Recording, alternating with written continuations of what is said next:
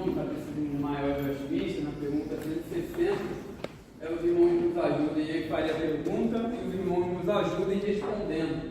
Então diz assim a pergunta 160 do Catecismo Maior de Westminster: o que se exige dos que ouvem a pregação da palavra? Respondamos. Exige-se que ouvem a pregação da palavra e a acolham com perseverança, preparação e oração, que comprovem o que ouvem com as Escrituras, que recebam a verdade com fé, amor, mansidão e ânimo pronto, com a palavra de Deus, que nela meditem e sobre ela conversem, que a escondam no coração e manifestem os seus frutos em suas vidas. Então é isso aí que Deus exige de nós, todos aqueles que ouvem a pregação da palavra de Deus. E aí estão os textos, né? A gente viu os textos na terça-feira, os textos que falam que devemos acolher a pregação do Evangelho com perseverança, a preparação e oração. Atos 17, 11, né? A mensagem pregada deve ser atestada pelas Escrituras. Esses textos aqui, os ouvintes da pregação da palavra devem receber a verdade com fé, amor, mansidão e disposição mental. A gente até leu o texto lá de Hebreus 4:2, né?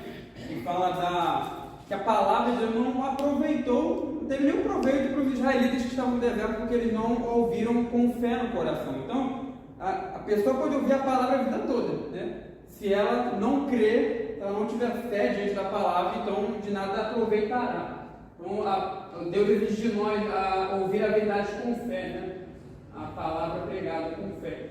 Amor, mansidão e disposição mental. A primeira Tessalonicenses 2,13, a fala da verdade, né? Que a verdade deve ser recebida não como uma mera questão de opinião humana, mas como uma palavra de Deus que tem autoridade divina. Esses textos aqui, aqueles que ouvem a pregação da palavra devem meditar e dialogar a respeito dela. Provérbios 2:1, Salmo 119:11, fala da palavra, que a palavra deve ser escondida no coração. E esses textos aqui, né, que a palavra deve produzir frutos na vida. A gente já viu essas perguntas aí. Eu acho que a gente parou na 6. Na 6, né? Foi a última que a gente viu. Então, os crentes em Cristo têm a obrigação de acreditar em tudo e aceitarem tudo aquilo que os seus ministros pregam? A resposta é óbvia, é claro que não. Deles espera-se que comprovem o que ouvem com as Escrituras. Então, a ideia aí dos crentes lá de Bereia, a gente viu isso terça-feira. Os crentes de Bereia, eles comprovavam aquilo que Paulo estava falando, olhando nas Escrituras, vendo se estava tudo ali mesmo. Então, a gente falou isso terça, né? Se eles fizeram isso com o apóstolo Paulo, muito mais a gente tem que fazer com qualquer pregador que fale a palavra para nós. Então, enquanto o pastor está, ou o pregador, né, pode ser qualquer pessoa, pode ser ele o pastor, pode ser seminarista, né, ou não, mas qualquer pregador ele tem que ser avaliado. A gente não pode receber tudo aquilo que ele fala como se fosse tudo infalível, tudo aquilo é palavra de Deus. Muitas igrejas fazem isso, né? Tem igrejas que você não pode nem questionar, né? Aí o cara está pregando lá e ele fala coisa que não está na palavra, e depois você vai perguntar a ele e tal, aí ele fala, mas isso aqui não está, né? E a pessoa não gosta, né? Eu lembro uma vez que eu fui conversar com o meu antigo pastor, né? Da minha antiga igreja, e ele não gostou muito, né? Porque fiz umas perguntas a ele fez umas perguntas, eu tive que responder, falar coisas que ele não iria gostar, né? E eu falei, e ele não gostou, né? Então, são igrejas, e a minha igreja era assim, né? Era uma igreja que não poderia questionar liderança, né? A gente viu aqui numa das pregações de Hebreus que não existe liderança inquestionável, tá? Homens podem cometer erros. Se a gente questionar, que seja questionamento correto, né?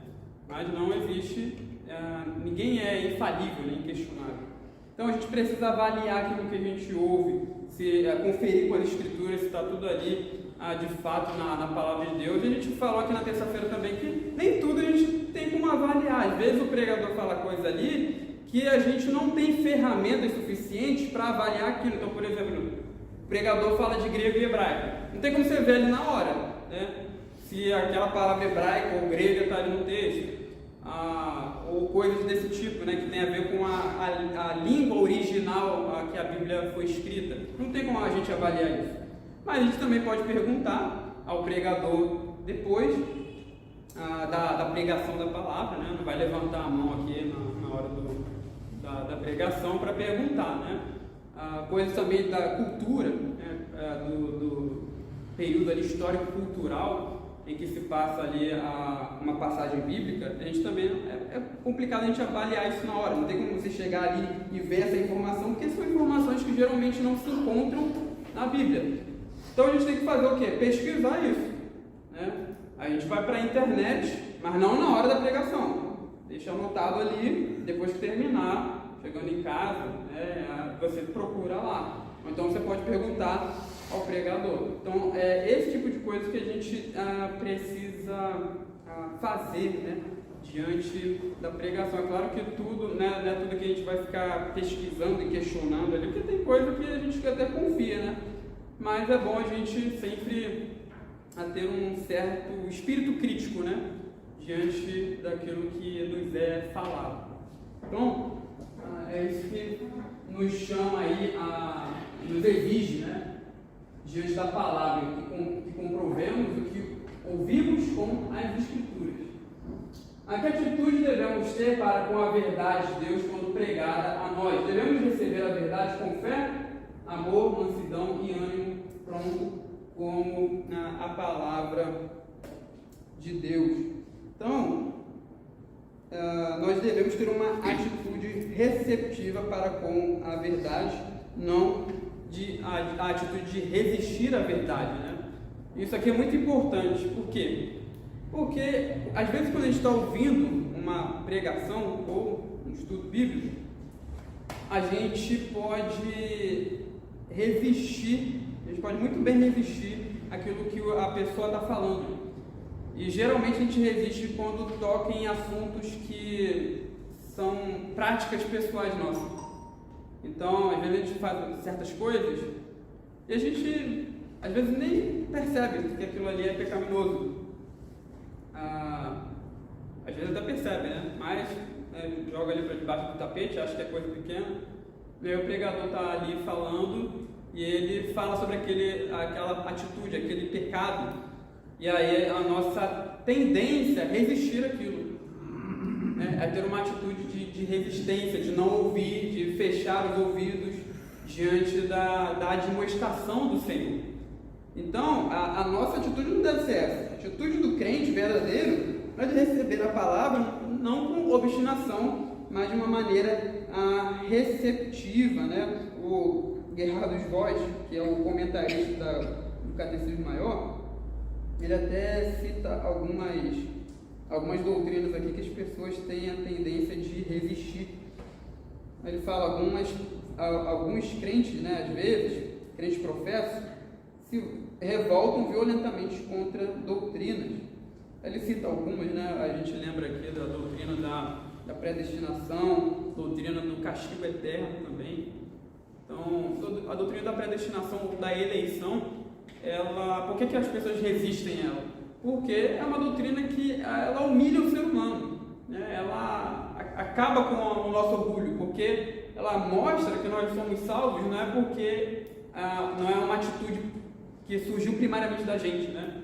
O crente, ele crê, ele tem fé em Cristo porque Deus escolheu ele para isso.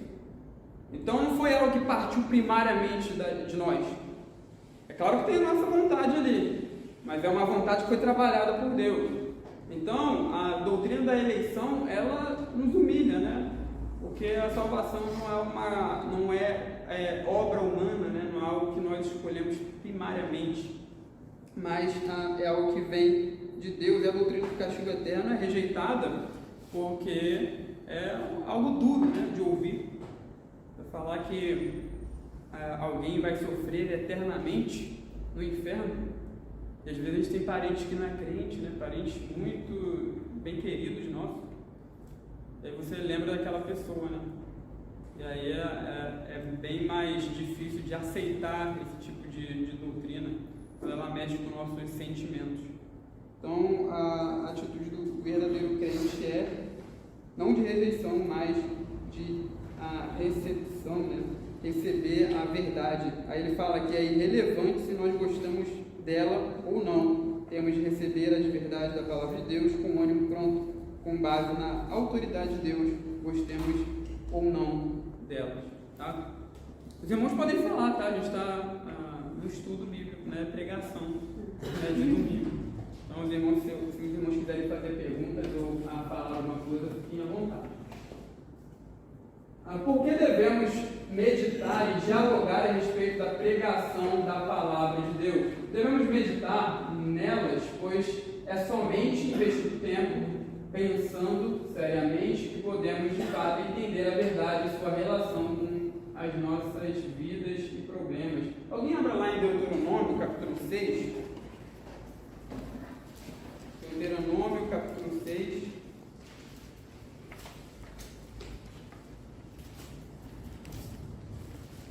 Aí, quem abriu pode ler do versículo 6 ao versículo 7. Essas palavras que hoje te ordeno estarão no teu coração. Tu as inculcarás a teus filhos, e delas falarás assentado em tua cama e andando pelo caminho, e ao deitar-te e ao levantar-te. Está vendo? A ideia aí de falar da palavra. Aí, especificamente, o Moisés está falando aí de falar da palavra com os nossos filhos.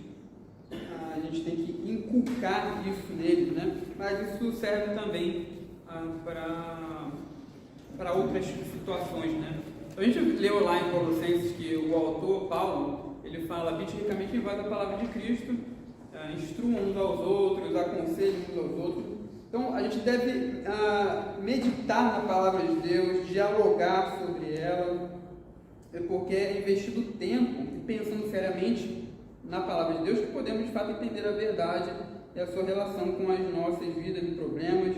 Nós devemos dialogar sobre as verdades bíblicas com os nossos irmãos em Cristo, porque isso tende a incrementar em muito a eficácia da mensagem, né? É interessante que às vezes a gente percebe coisas da verdade bíblica que a gente, conversando com os nossos irmãos, que a gente não percebe quando a gente está lendo a Bíblia. Às vezes a gente está lendo ali, a gente percebe algumas coisas, mas aí quando a gente vai conversar com outro irmão sobre aquilo, sobre aquele assunto, o irmão fala alguma coisa ali e a gente percebe coisas que a gente não percebeu na leitura, né? Certas coisas ficam mais claras, ou a gente consegue fazer ligações com outros textos da palavra de Deus. Então, a conversação, o diálogo sobre a Bíblia é muito importante, né? E a gente não tem muito esse costume, né? Às vezes acaba o culto, a gente já vai falar de futebol, né? Eu não, porque eu não sou muito ligado nisso, né? Já fui mais, mas eu não acompanho muito o mundo aí do futebol, né? Desse esporte. Mas em outras, para outros irmãos, isso é muito importante, né? Tem irmãos que gostam muito de futebol. E aí, às vezes está tendo até jogo, eles estão com a cabeça lá no jogo. Está tendo sermão aqui, eles estão lá pensando se o Flamengo fez gol e tal, se o time dele está ganhando. Fica preocupado, né? Fica preocupado se o time dele está perdendo. Isso mostra um tipo de idolatria. Porque enquanto ele está aqui no culto, a mente dele tem que estar nas coisas de Deus, não lá fora, tá? Então, tem gente que gosta bastante de futebol, aí termina o culto e aí já vai conversar sobre isso, né? O ideal seria que a gente conversasse sobre as coisas de Deus, né? Aqui com os nossos irmãos. É claro que estou falando que a gente só tem que fazer isso, né? Porque há momentos, há tempo de conversar das outras coisas também. Mas seria bom se nós conversássemos sobre a verdade de Deus enquanto nós estamos reunidos, né, como povo do Senhor. É um momento muito propício para isso. Por que devemos esconder a palavra de Deus em nossos corações? Esconder a palavra em nossos corações significa mais do que memorizar porções da Escritura. Significa reter a verdade em nossa mente, de modo que andemos de acordo com ela. Então, reter a verdade de Deus no coração não é memorizar texto bíblico apenas. Tem essa parte, tá? Porque para memorizar uma verdade você tem que ter ela, né, na mente. Para guardar, melhor dizendo, uma verdade, tem que ter ela na mente. Então, sim a parte da memorização, mas, né, isso não é tudo. Você pode saber a Bíblia toda de cor e salteado e não ter a verdade de Deus no coração. Então, guardar a verdade de Deus no coração significa retê-la em nossa mente, de modo que nós andemos de acordo com ela, porque o coração na Bíblia, a gente já falou isso aqui uma vez, na Bíblia o coração é a parte interior mais profunda do ser humano. Na mente, o ser humano, ou melhor, na Escritura, o ser humano ele pensa com o coração, ele age com o coração.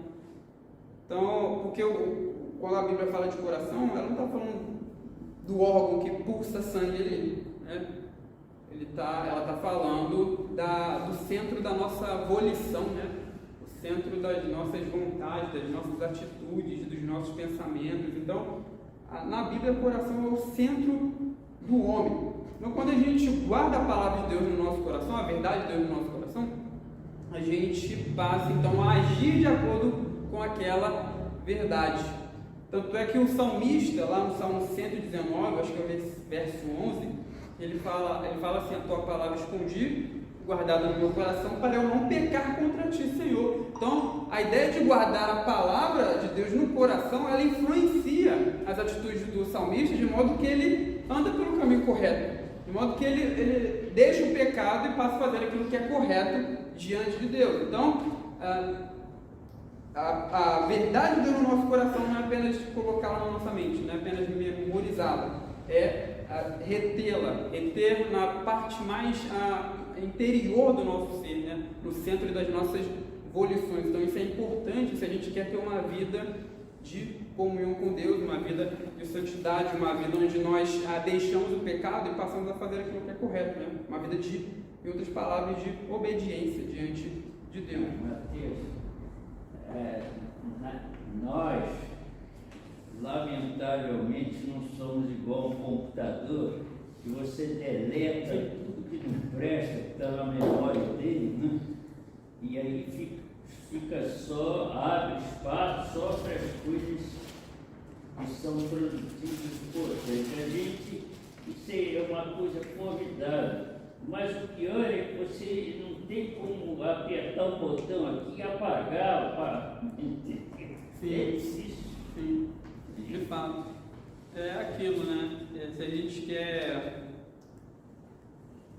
apagar, entre aspas, né? Porque não é bem apagar, mas se a gente quer pelo menos fazer com que aquilo que é bom seja predominante na gente, a gente tem que guardar a palavra de Deus no nosso coração, né? Porque aí o mal começa a perder a sua força. Embora, claro, tem coisas que ficam no nosso interior que não tem como apagar, né? E às vezes essas coisas voltam à nossa mente. Mas se a palavra de Deus predominar sobre a nossa vida, sobre o nosso coração, então essas coisas mais vão ficar mais fracas, né? Vão perder sua força, vão voltar à nossa mente com menos frequência, né? Então isso é muito importante. Por que temos de produzir o fruto da palavra de Deus em nossas vidas? Porque a palavra de Deus é uma mensagem intensamente prática. Então, meus irmãos, a palavra de Deus é intensamente prática, né? Ela nos chama a produzir frutos. Tanto é que, lembra de João, a pregação do profeta João Batista? O que ele fala para o seu povo? Ele fala o seguinte, né? Produzir fruto digno de arrependimento. Então, a palavra de Deus, ela nos chama a fazer algo, né? A gente não está aqui apenas para saber de coisas. A gente falou isso aqui em um dos estudos também no Catecismo Maior. Porque assim, quando a gente vem ouvir a palavra, a gente ouve sobre várias coisas até históricas do mundo antigo, né? Informações do mundo antigo, e várias coisas mais. Às vezes a gente estudando a palavra de Deus, a gente tem que usar de literatura, outros tipos de literatura, métodos para entender a palavra de Deus. E a gente fala de tudo isso aqui, mas a gente não está aqui apenas para ser informado dessas coisas. A gente está aqui para aprender o que Deus requer de nós, o que Ele quer da nossa vida, o que nós devemos fazer, como nós devemos viver diante dEle. Então a gente não está aqui apenas para saber de informação, de saber como é que era o mundo na época de Jesus, né? Ou no Antigo Testamento. Nós devemos ter isso em mente, né? Que a palavra de Deus é intensamente prática. Eu estou lembrando aqui que o Gerhard Voss, ele cita no Catecismo Maior, no comentário dele, sobre a personagem lá do livro do John Bunyan, a personagem que é chamada de Tagarela, lá do livro do Peregrino, que ele tinha a doutrina cristã na ponta da língua, podia discorrer fluentemente sobre qualquer assunto religioso, mas era um completo estranho ao completo estranho ao poder da piedade em sua vida pessoal e familiar. Então, é esse tipo de pessoa que nós não podemos ser, né? Quem mexe com teologia corre muito risco de ser assim, né? Saber demais, mas não colocar as coisas em prática. A palavra de Deus é uma mensagem de salvação, né? De viver piedoso, de abnegação cristã, de ser crucificado com Cristo. Quem for estranho a essas experiências não produzirá o fruto da palavra de Deus em sua vida, e o seu hábito de ouvir a pregação do Evangelho só aumentará a sua condenação no dia do juízo. Então, se a gente vem aqui e aprende tudo isso e não coloca em prática, não produz frutos dignos de arrependimento, não tem uma vida prática de obediência à vontade de Deus, isso só aumenta a nossa condenação no dia do juízo, porque a quem muito foi dado, muito será cobrado, né? Então a gente tem que temer e tremer diante disso. E veja bem, né? Deus vai cobrar mais de nós do que até mesmo de outras igrejas, né? Existem igrejas verdadeiras que não têm tanto conhecimento da palavra, né? A nossa igreja, pela graça de Deus, Deus tem nos guardado para que a gente aprenda cada vez mais da sua palavra. Então, é uma bênção da parte de Deus, mas nós também seremos mais cobrados. Já pensou sobre isso? A gente sempre louva a Deus, né? Que a gente é uma igreja bíblica, que Deus abençoa a nossa igreja, e você vê o zelo do pastor, dos nossos líderes, né? Dos presbíteros, de pregar a palavra, né? Corretamente. Isso é uma bênção, a gente sempre lembra disso como uma bênção, porque de fato. Mas a gente precisa lembrar que Deus vai cobrar mais a nossa igreja, né? Deus vai cobrar mais a gente está exposto constantemente às verdades da palavra de Deus. Então, que nós temamos diante de tudo isso. E a gente termina aqui o nosso estudo no Catecismo Maior de Westminster,